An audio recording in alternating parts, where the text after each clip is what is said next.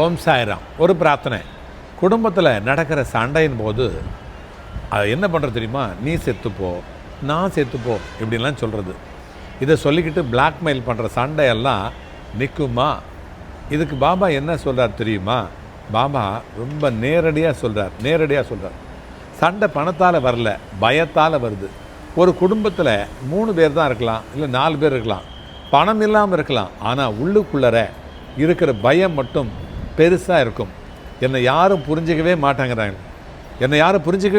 நான் இல்லாமல் போனால் இவங்க என்ன பண்ணுவாங்க? என் வலியை யாருமே கவனிக்கலையோ, இந்த பயம்தான், அந்த வார்த்தை தான் வெளியில் வருது.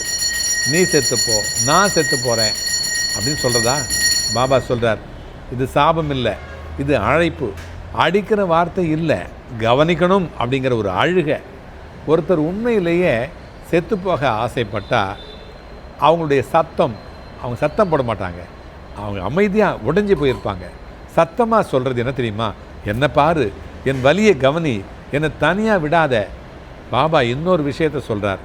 ஒரே வீட்டில் இருக்கிற அந்த 3 பேரும் 4 பேரும் காயத்தோடு தான் சண்டை போடுறாங்க. யாருமே இங்கே கெட்டவங்க இல்லை, யாருமே இங்கே வில்லன் இல்லை. ஒருத்தரும் எனக்கு வலி இருக்குது அப்படின்னு சொல்ல தெரியாமல் தவிக்கிறாங்க. அப்போ இந்த சண்டை நிற்குமா? பாபா சொல்கிறார், வார்த்தையை அடக்கினா சண்டை நிற்கும். பயத்தை அணைச்சா சண்டை நிற்கும். அதுக்கான ஒரு சின்ன ப்ரேயர் பாபா கற்றுக் கொடுக்குறார். பாபா, இந்த வீட்டில் யாரும் சாவை ஆயுதமாக பயன்படுத்த மாட்டாங்க. வலியை வார்த்தையாக சொல்கிற துணிச்சலாக அந்த துணிச்சலை கொடு. கோபமாக பேசுகிற நாக்குக்கு சாந்தத்தை கொடு. அழுகையாக இருக்கிற மனசுக்கு ஆறுதலை கொடு. நான் போனால் என்ன ஆகும் அப்படின்னு பயம் இல்லாமல் நான் இருந்தால் என்ன செய்யணும் அப்படிங்கிற தெளிவை கொடு. இந்த பிரார்த்தனையை தினமும் ஒருத்தர் தான் சொல்லணும் இல்லை.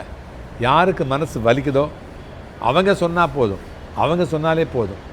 மெதுவாக அந்த பிளாக்மெயில் வார்த்தைகள் சத்தம் குறையும், சண்டை குறையும். அந்த வீட்டில் முதல்ல மாற்றம் வரும். பாபா கடைசியில் இதை சொல்கிறாரு, சாக போகிறேன்னு சொல்கிறவன் சாக விரும்பலை, அவன் வாழ கற்றுக் கொடுங்கன்னு கேட்குறான். இதை கேட்ட ஒரு வீட்லையும் பாபா நிச்சயம் வேலை செய்ய ஆரம்பிச்சிடுவார். கண்டிப்பாக ஆரம்பிச்சிடுவார். ஜெய் சாய்ராம்.